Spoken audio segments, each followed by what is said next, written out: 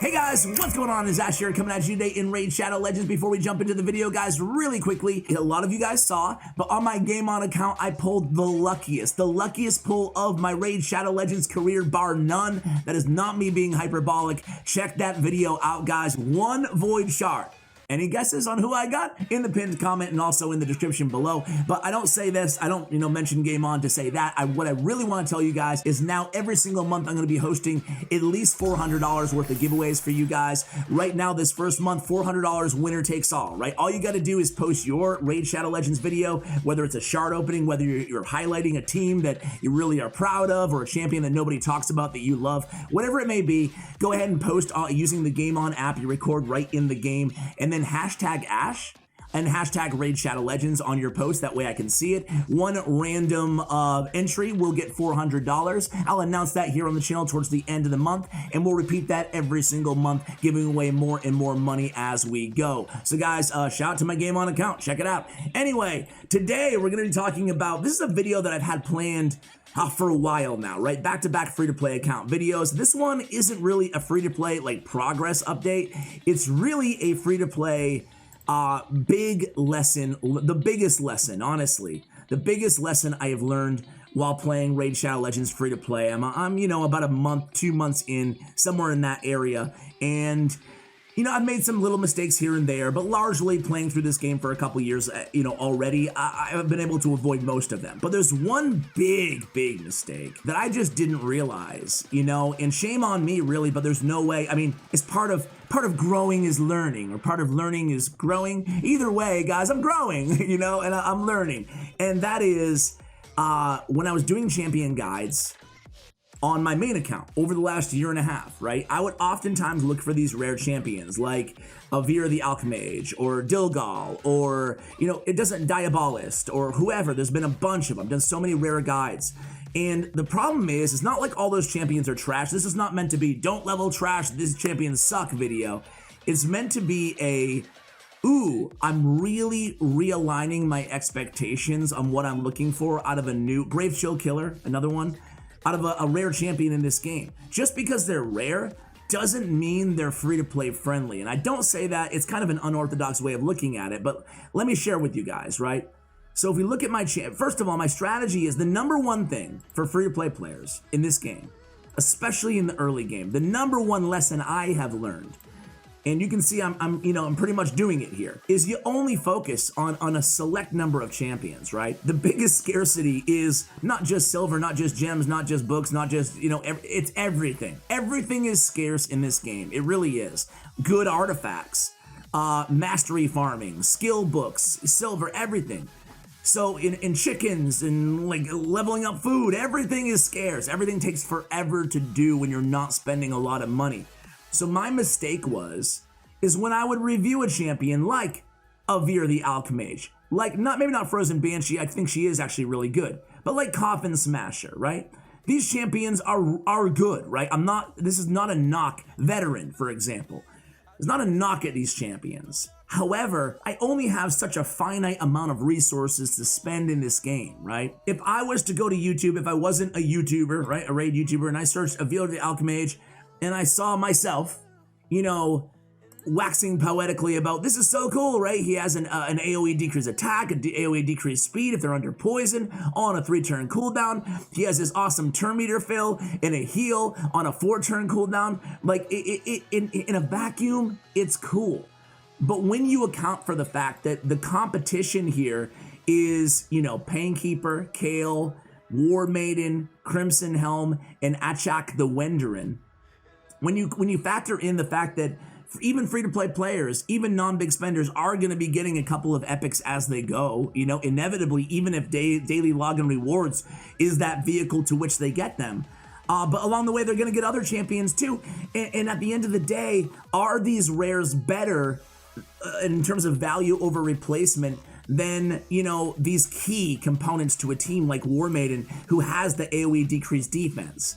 Or, Crimson Helm, obviously Crimson Helm's not really free to play, but it's on a free to play account. I got an epic, or even Kale. And the answer to me is no. So what am I trying to say here, guys? To put more of a fine point on it, it's, I've been I never valued appropriately the amount of expense it is just to invest in another champion, right? In terms of time, in terms of energy, in terms of not money, because I'm not spending any, but I don't want to upgrade a Veer the Alchemage. And what does that say about a Veer the Alchemage if I'm on a free-to-play account and I don't want to use him? Right? Is he trash? No. But the thing is a champion really has to be standout in terms of their overall versatility and utility for me to consider investing on them on a free-to-play account. Now, what about my main account? What about the account where I spend a lot of money on this game? It still doesn't make a lot of sense because I have better options at that point. I have tons of better options because I'm pulling epics and legendaries. So if I'm not using a Veer the Alchemage on my free-to-play, I'm not going to invest in him. And if I'm not going to invest on him on my main account, then what good is a champion like this? So I guess the big takeaway here is he is a good champion in a vacuum. He is a worthwhile and fun champion to play, and he brings a lot to the table. Maybe in the mid game is the answer. But in the early game, heed my warning, guys. If you're starting a free-to-play account, I know a lot of you guys are, and kind of joining me on this path, this free-to-play journey. That's awesome, but heed my warning. Do not overextend your investments, even in otherwise pretty decent top 20 rare champions, top 30 rare champions. You just have such a limited amount of resources, and it's never been as striking to me as it is now, okay? It's never been as striking to me that, geez, even if I get an epic, even Achak the Wenderin, who I was so excited to get, it's a little daunting because now I'm like, okay, it's two epic champions, Crimson Helm and Achak, that I'm gonna have to focus on. That's a lot of resources to get these dudes leveled up. It's not as easy as buying some chickens in the shop, right? If it was that easy, then, you know, maybe I would level up a Veer Alchemage if I was spending. But even if I was spending like $100 a month, or $50 a month on this account, and, you know, instead of full free to play, I still wouldn't invest in a Veer the Alchemage. And again, this is not meant to be a Veer the Alchemage, you know, diss track, you know? It's really just meant to be a way to kind of convey to you guys, and I'm gonna keep this, and listen, I'm growing, I'm learning. I've never professed to understand the game, you know, the most in the world, or understand strategy better than anybody else in this game. I'm just sharing my experience, and part of that experience is collecting more knowledge and doing things like this free-to-play series in which I can actually understand these things. So in the future, you know, what does that mean for me? You know, what is this revelation going to, what's going to come of this revelation? For me, it's simply going to be, whenever we look at a new champion, let's fully realize how much you're going to be investing in upgrading these champions. For everybody in this game, it's not a matter of dropping $100, $200 and fully maxing a legendary champion and buying the books and the potions and stuff and just trying them out, you know, which I recently did with Roxham. And turns out he kind of sucks. Not really, he's a cool champion, but it's just like not everybody has that luxury, you know?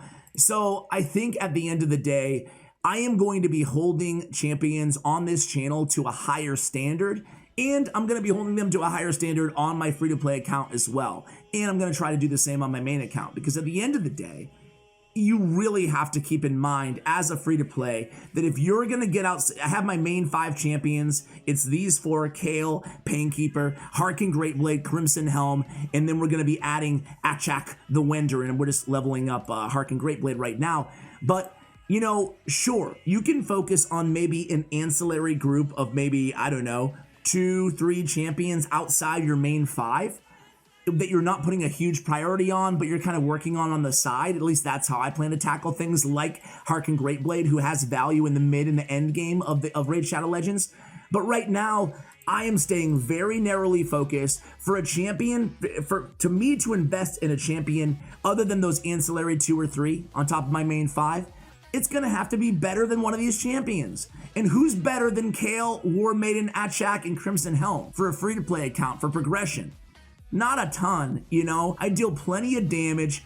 I don't need to be fast at anything in this game. And what do I care if I'm speed farming Dragon 20 in 1 minute in a year from now on my free-to-play? I'm still limited by 30 auto attacks a day, and I'm still limited to about the amount of energy that I have, right? So it's not about that. It's about having a team that can complete every dungeon, having a team that can efficiently, with a 100% success rate, get me through whatever content I am focused on, having a team for Doom Tower normal eventually that can beat every boss. Like, those are where my priorities are at. Sure, eventually for Faction Wars, I'm gonna have to start investing into dwarf champions like Avir the Alchemage, poor fella, right? But not now. Not now, not in the early game, and not in the early mid game, meaning that I'm going to wait until I'm really focused on Faction Wars, which is going to be a while from now. Right now, I'm glyph farming, level 1, stage 1, 2, 3, basically. And that's totally fine for where I am right now. It's gonna take a while before I start saying, okay, now I'm gonna invest in different factions for Faction Wars. No, right now, I'm focusing on these champions that I currently have.